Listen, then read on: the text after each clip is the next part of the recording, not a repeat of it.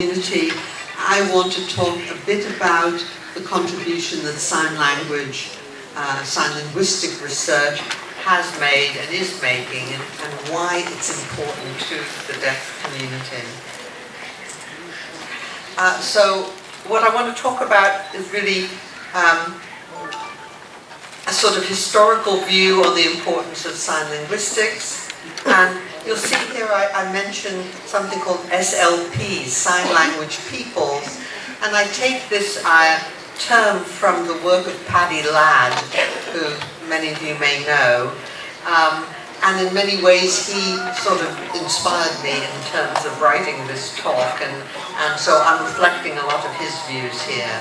So I'm going to talk about some of the history of the relationship between sign linguistics and the deaf community, or perhaps people like the term sign language peoples better, and then I'll talk more specifically about some of the contributions.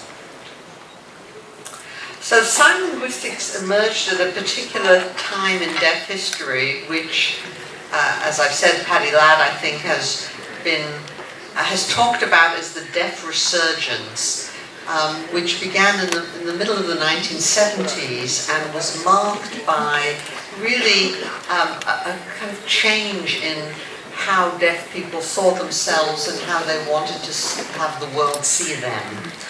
And of all of the academic fields, sign linguistics was the very first one to break free from traditional models of deafness, this sort of medical model, this view of deaf people as exclusively individuals with disability, that education was just all about getting over that disability and so on.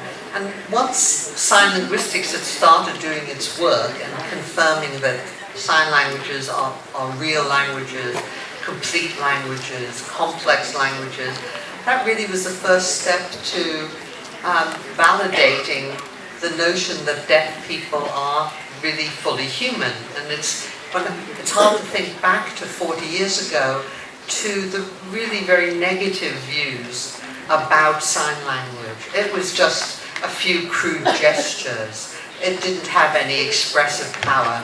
Anything good that sign language could do was when it was more like spoken language. And I mean, these are the sorts of concepts that were common certainly at the time I started studying.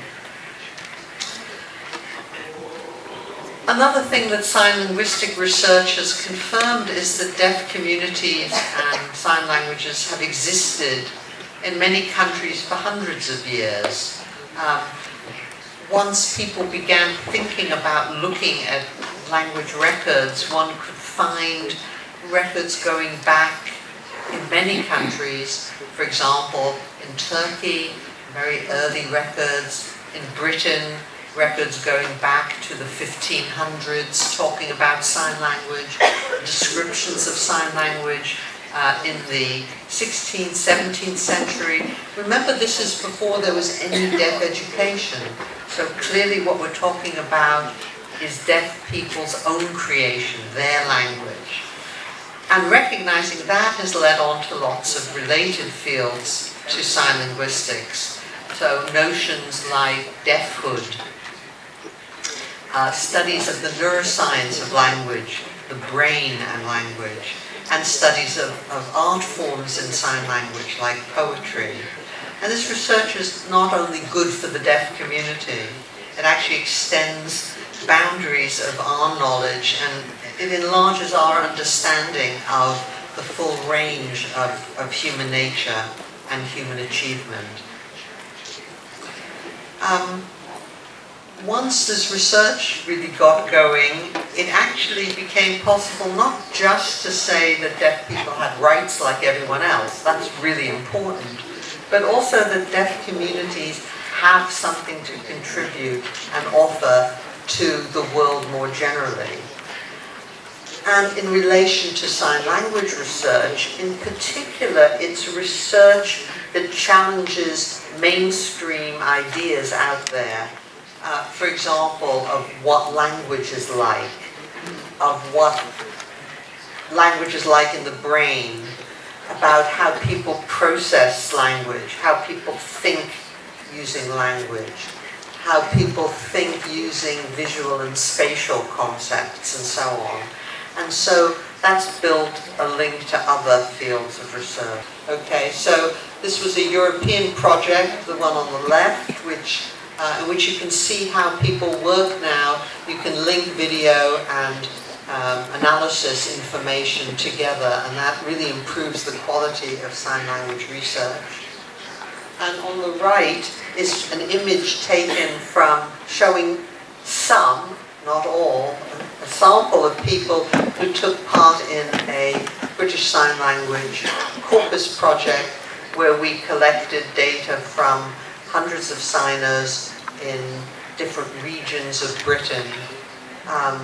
And the idea is to use that as a resource for linguistic analysis, to help teachers of sign language, to help students of sign language, to help people training to be interpreters. So it has both theoretical and the deaf brain, because actually deaf brains are different from hearing brains.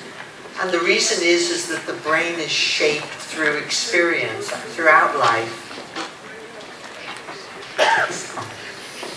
So if you look at this image here, you'll see that on the left side, this is from a study I was involved in. We studied deaf people who'd grown up using British Sign Language, and we compared that to what happens in the brain when hearing people watch and listen to somebody using spoken language. And what you'll notice is actually the pictures are remarkably similar. You know, the brain doesn't hear. When the brain gets language, it processes it in the same areas regardless of whether it's spoken or signed. And I think that's a really important message, and really has made people in the field of brain and language research really think again about this very easy mistake that people make where they think speech is language. Speech is a kind of language, and sign is another kind of language, but the brain thinks.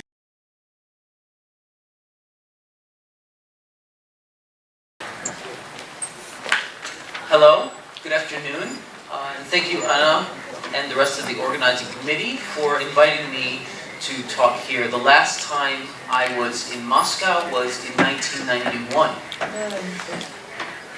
And I had met Zaitsev and some other individuals, and it's very nice to be back here, and it's very, very different than when I was here before. So I'm going to talk to you this afternoon about the DGS, or German Sign Language Corpus Project, that we've been working on. And when I say we, I mean myself, along with all the individuals on screen. We also have worked alongside master's students and other sign language professionals. Olga Jerdorsky, who is here with me today, is also involved in the work. Olga is going to come up during my presentation to give a few examples of our corpus building work. Now, first of all, I want to back up and explain why a corpus is important. Language planning, and this morning we had several speakers, Colin and Mark, who described language planning, which consists of three areas. Status planning, which is perhaps more political, looking at how sign languages can be recognized. And then we have acquisition planning, looking at how sign languages are learned by interpreters, by L2 learners, by parents of deaf children. So this is acquisition planning. And that tends to happen with material. So you need sign language teaching material to be able to teach sign language, right? So it's important for us to, when we look at how that material is built, to go to corpus planning, which then helps with acquisition planning, and it also helps with the status planning. So I'm going to talk about corpus planning and our work at the University of Hamburg.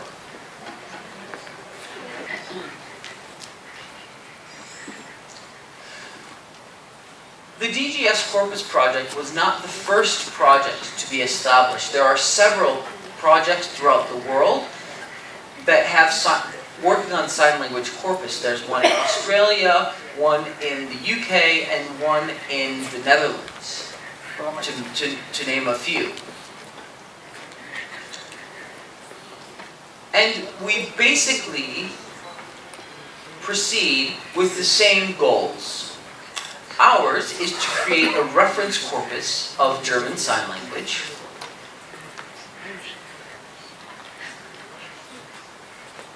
And this is the collection of variants of DGS to be stored and analyzed for the use of interpreter training or language acquisitions by the stakeholders that I mentioned earlier. The second goal is to build a corpus, is to make a corpus-based dictionary of DGS in German.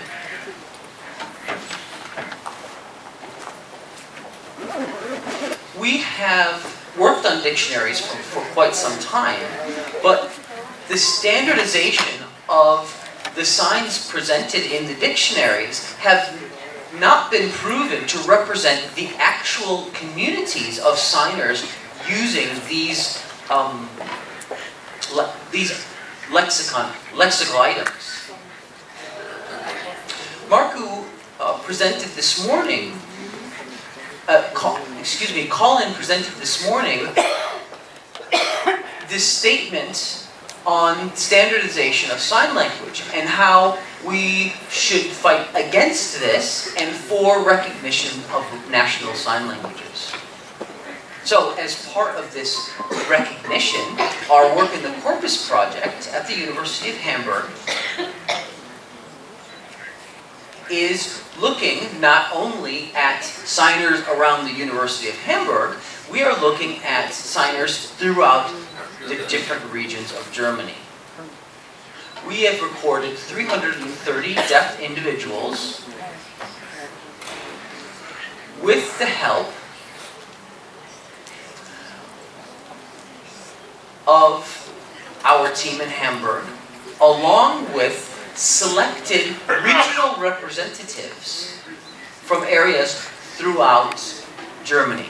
So these are deaf Germans who know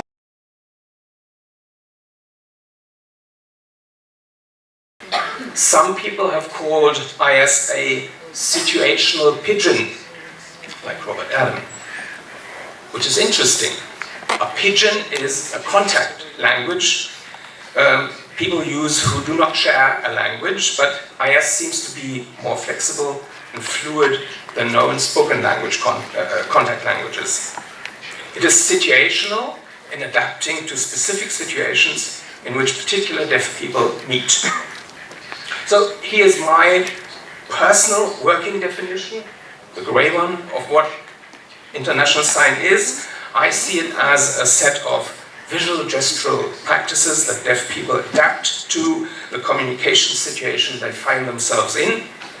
And I think IS draws on a very general human language faculty, on competencies in one or more sign languages, and certainly there's an important element of experience. IS is something you learn by doing. And I was very pleased to see these data on cross-linguistic signing, because I think they may prove this point. Finally, it is worth stressing that the receiving end has a particularly heavy load to carry in International Sign. This is how Robert Adam puts this up there. International Sign heavily relies on inferential processes of the receiver. So expressing yourself nicely in IS is not enough. You also need someone on the receiving end who's able to make sense of what there is to be seen and reconstruct what you've been meaning to convey. I will show you an illustration of this point in a minute. To summarize, we still do not understand enough about international sign. There can be little doubt that it is second best compared to established national sign languages. However, what the second best this is. Now, I wanted to contrast some historical and some modern views of international sign communication, but I've realized that I don't have time for this. So I skip it, and very briefly, what this would have shown is there was a time in the history of deaf people when deaf people were extremely proud of international sign communication. However, when linguistic research into the national sign languages got underway, people got very skeptical about international sign. It became a dubious object. My point here is we should take the skepticism of the modern age seriously, but we should recover the pride of an earlier age. I think there is something to be proud of here. So let's skip these.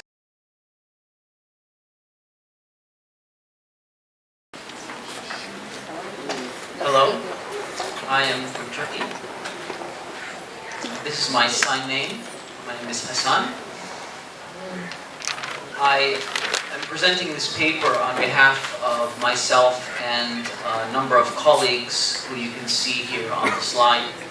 Sibaji Penda, Lorika Zeshan, who both unfortunately couldn't come.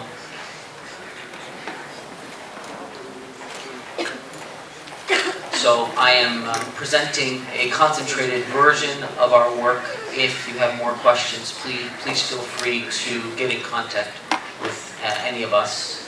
Thank you very much again for the kind invitation. The Islands team in the UK is a deaf international team of sign language researchers.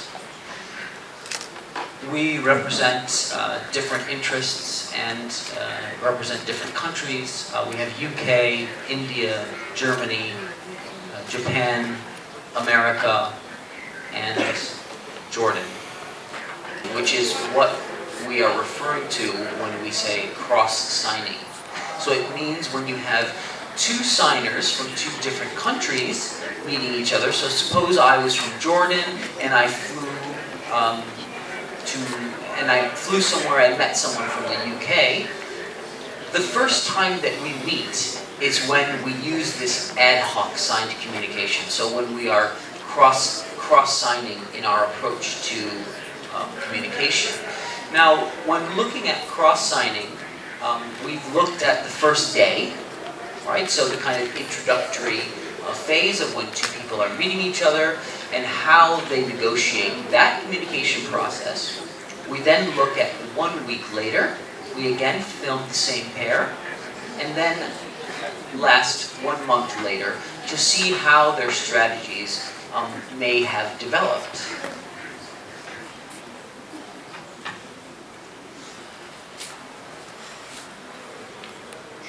So it's important for me to let you know the background of the individuals that we looked at. CP, an idea of what our analysis looks like. The more interesting part is the conversational IAP sequences. So the introduction, accommodation, and persistence of this type of cross-signing communication. So I'll give you a video example of what that looks like now.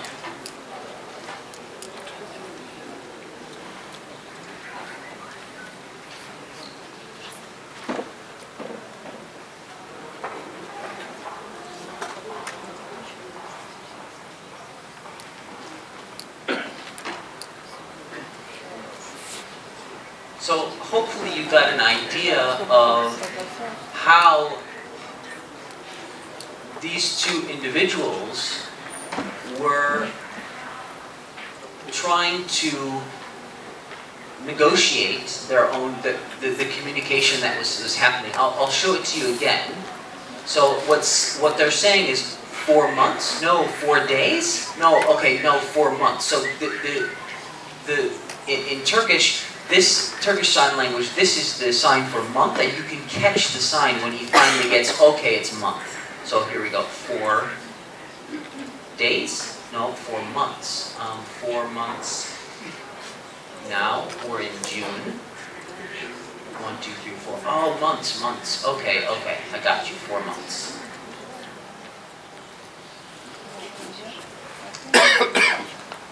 So, when the male signs in Jordanian Sign Language, his sign for month, the woman from the UK immediately knows that he's then got it and gives him the feedback that he knows that he needs to know that they both understand.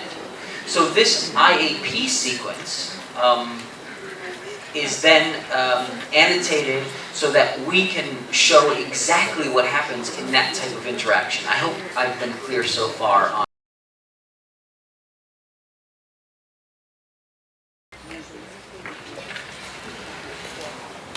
В которой было заслушано 11 докладов.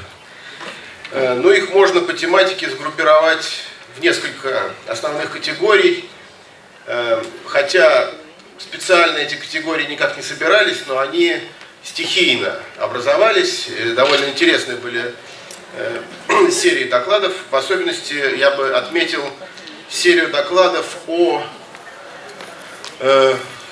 описывающих то, как выражаются в русском жестовом языке и в других жестовых языках участники ситуации. Вот когда мы говорим, допустим, там, кошка лакает молоко, или папа умыл ребенка, вот мы каким-то образом выражаем этих участников, и разные языки по-разному это делают. Вот были доклады на подобные темы Тамары Махарублидзе, Татьяны Давиденко, Хасана Дикува и Даряну Кбалуглу о вот этих вопросах, связанных с выражением участников. Потом была целая серия докладов о семантике, то есть о смысловой стороне высказываний. Вот. И к этой серии относятся доклады Вадима Кемельмана, Натальи Адамюк, Марии Кюсевой, Елизаветы Филимоновой и Елены Минаевой. И еще 2 доклада были посвящены тому, как в русском жестовом языке организована, так сказать, форма выражения. Главное отличие жестовых языков состоит в том, что в отличие от звучащих языков, как мы все понимаем, они пользуются кинетическим таким двигательным кодом. И это большая проблема лингвистическая, понять, как вот именно это устроено. И этим вопросам были посвящены доклады Светланы Бурковой и Евгения Мазаева.